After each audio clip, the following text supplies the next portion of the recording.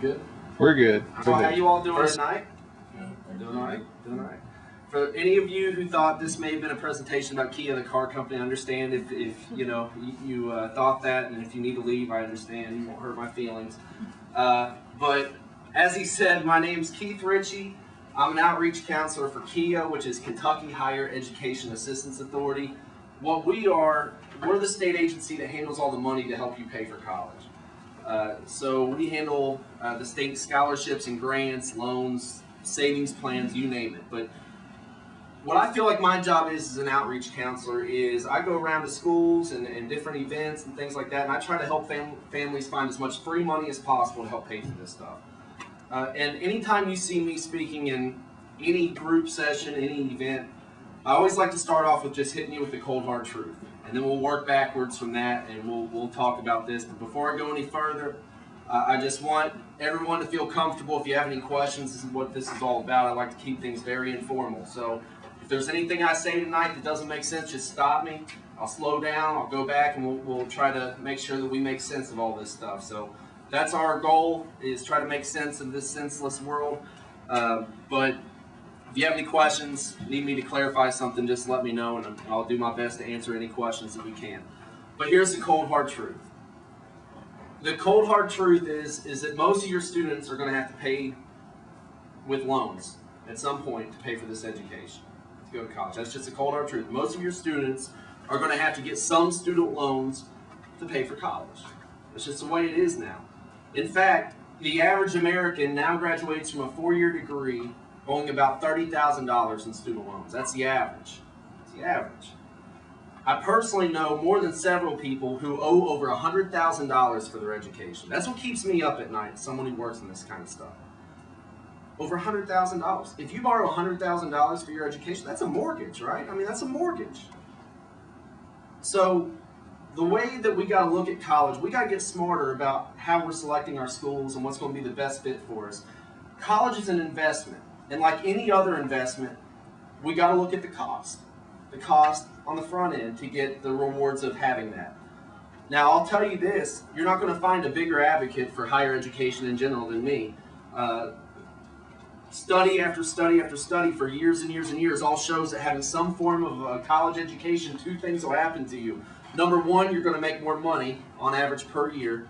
And number two, you're going to have an easier time finding a job. But that increased income is not going to mean anything if we got to pay back $1,000 every month for the next 10 years of our life. So here's what we've got to have in terms of a mindset. And this is my honest opinion about this. The less loan money that we borrow for our education, the more valuable that degree is going to be. That's the mindset that we need to have when we're selecting our final decision on college. We've got to have that loan debt as a part of the equation. Now, it's not all about cost. I'm not saying everyone here should pick the cheapest school that you can find. That's not what I'm saying. Because at the end of the day, who cares what the cost is, the starting point? That's all it is a starting point.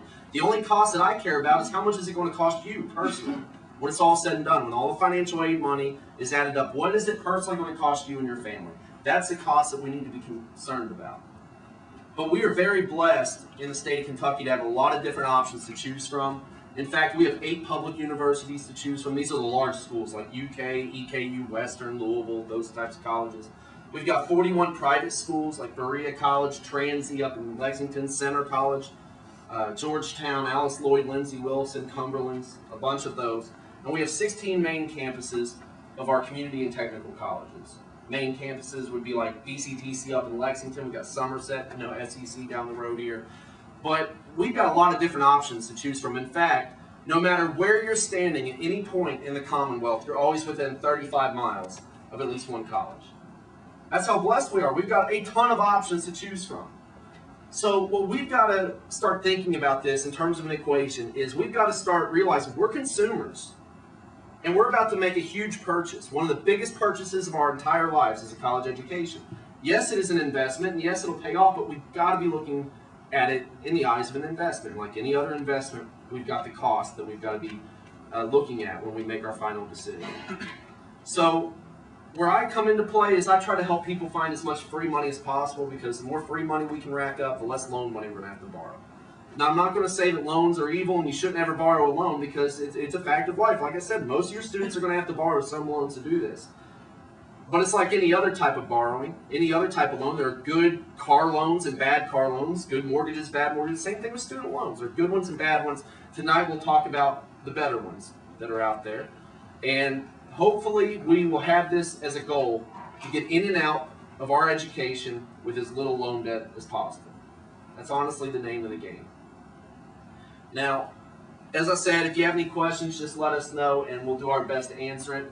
Other than the money part of it, as I said earlier, we handle all the money here in the state of Kentucky to help people pay for college. We've got a lot of different scholarships, grants, and that kind of thing. We also have a bunch of publications that we have available. The one that you got tonight is called Kheea.com. Talks a little bit about the different features that you'll find on our website. Keep this in mind. We've got a ton of money on this website that you can actually apply for to help pay for college, and I'll talk about that in detail here in just a few minutes. But I just want to give you a heads up about that. We've got a lot of scholarships in the state of Kentucky. We've got a lot of great programs that, unfortunately, a lot of people don't realize exist. And hopefully we'll blow the lid off of that tonight so that we feel a little bit more comfortable about how to tackle this equation as we move forward. Now, you all didn't know I was going to give you homework for coming here tonight, but here's your homework assignment. How many of you have heard of Kheea's money before? Kentucky Educational Excellence Scholarship. That's our pride and joy. That's what most people know us for, is Kheea's money. If you're not that familiar with it, here's what it is. This is a statewide scholarship that all of your students here have started earning since day one, 9th grade year. So the second that they step foot in this high school is the second that they start earning Kheea's money from us. Now, there are 3 ways that you earn Kheea's money. Good grades is the first one. Any year in high school that your student receives a 2.5 GPA or higher, they get free money for college. Better their grades, more money they get. But 2.5 GPA or higher gets you Kheea's money. Second way of earning Kheea's money is your ACT. Remember this, guys, we will pay for the best ACT score you give us all the way through graduation day. So we don't care how many times you take the ACT. You can take it 10 times if you want. We will pay you based on your best ACT. Now, the third way of earning Kheea's money is a little bit trickier, but here's how it works. If you qualify for free or reduced lunch, all right, if you qualify for free or reduced lunch, you take an advanced placement class, AP class. Those are ones that are a little bit harder than a regular high school class.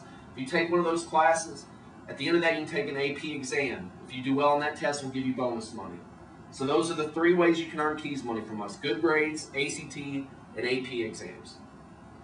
Now, here's how it works on the back end. Since your students are almost done with high school and they're staring at the light at the end of the tunnel, we've got to make sure we understand how this money pays out, because now it's about time to reap these benefits.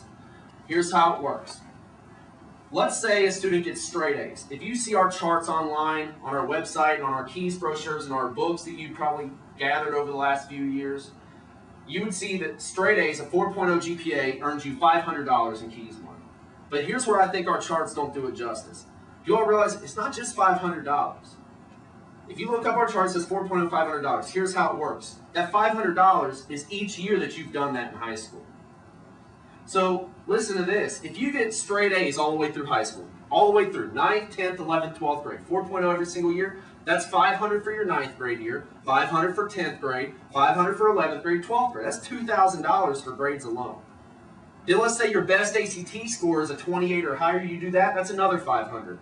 So now we're at $2,500 free money automatically to help pay for college.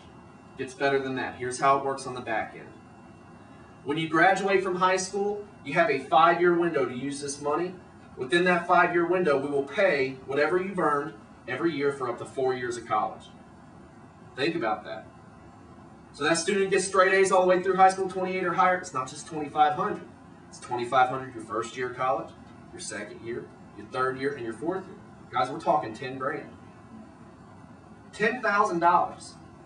Now, I know that not everyone got straight A's. I just use that for easy math, the $500 apiece. But any year that they got a 2.5, they've got something in this account.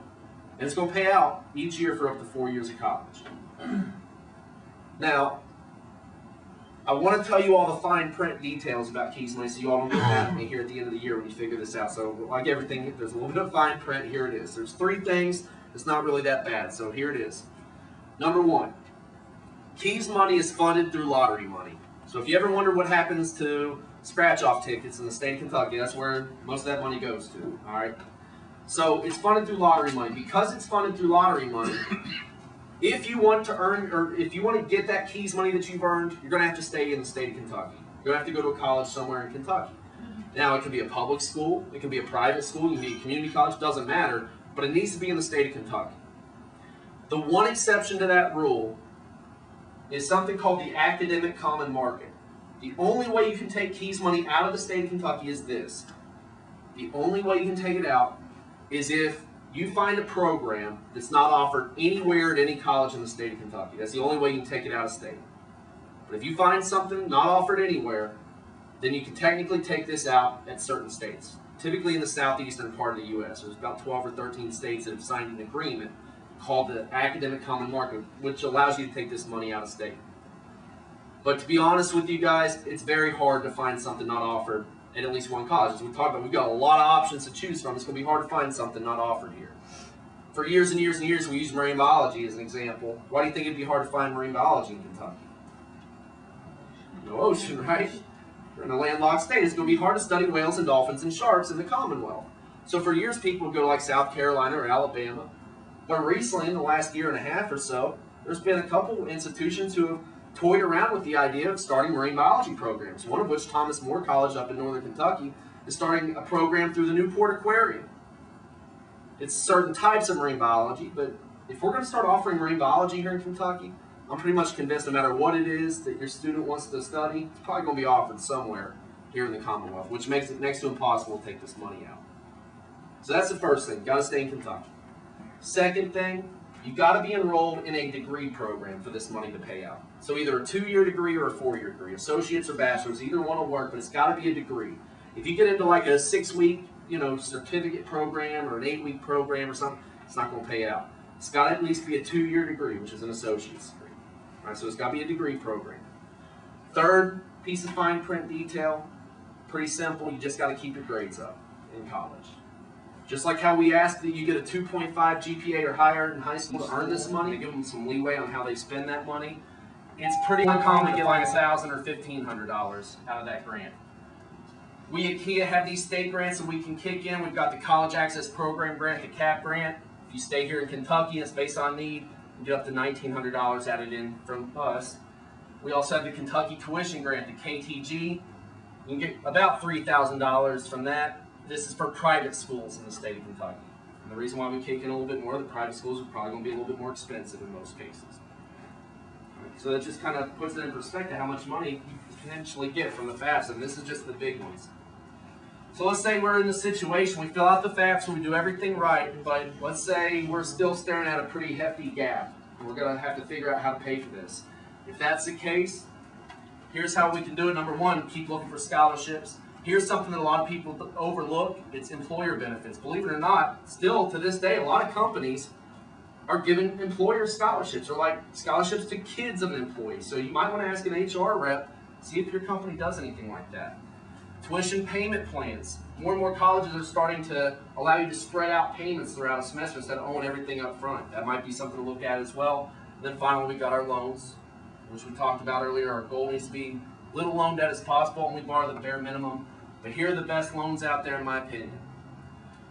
One I wanted to talk with you all about is something called the Stafford Loan. This is the one I was telling you that anyone in here who fills out a FAFSA can potentially get, even if you make $1 billion. The way it works is, if your student is what they call a dependent student, you're going to be offered $5,500 from a federal government Stafford loan.